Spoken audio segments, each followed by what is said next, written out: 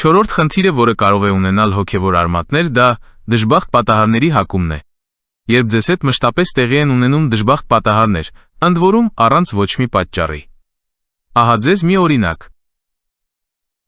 Նրա օրոք Բեթելացի Հիելը շինեց Երիքովը։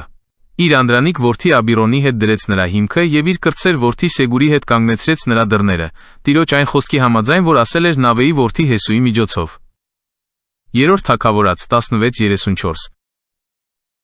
Խնդրում եմ ներողամիտ եղեք, եթե ես խեղաթյուրել եմ այս անուններից որևէ մեկի արտասանությունը, պարզապես այս անունները ոչ ռուսական են և նույնիսկ ոչ ամերիկյան, բայց եկեք ամփոփենք։ Մի մարդ որոշեց վերակառուցել։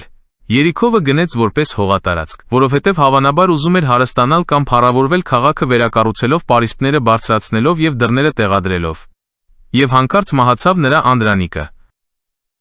Շինարարության ավարտին մոտ մահացավ նրա կրտսեր որդին, և նա իր անդրանիկի ոսկորների վրա դրեց քաղաքի հիմքը, իսկ կրտսեր որդու գերեզմանի վրա տեղադրեց դռները։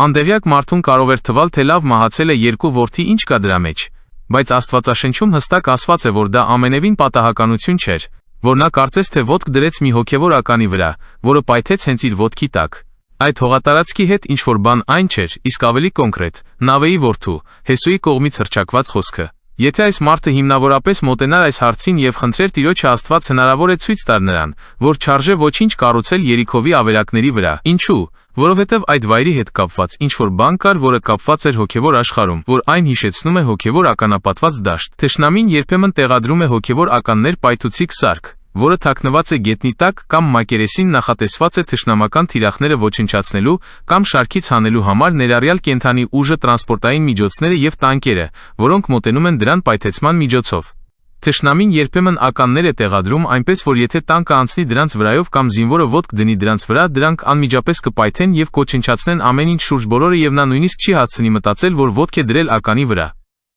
Շատ մարդիկ նմանատիպ բան են անում մեքենաների, տների, հողատարածքների և նման բաների հետ։ Սա չի նշանակում, որ մենք պետք է ապրենք մշտական վախի մեջ և ամեն ինչում տեսնենք դևեր ու անեծք, բայց այնուամենայնիվ Աստվածաշունչը մեզ սովորեցնում է զգաստանալ և արթուն լինել, այսինքն զգոնություն ցուցաբերել։ Հիշեք, որ մեր թշնամին շրջում է ինչպես մռնչացող առյուծ, փնտրելով թե ում կուլ տա, և պետք է առաջնորդվել Սուրբ Հոգով, որովհետև Սուրբ Հոգին անպայման ձեզ ցույց կտա, թե ինչն է, այն չէ, և կառաջնորդի արդարության շավիղով հեռու խնդիրներից։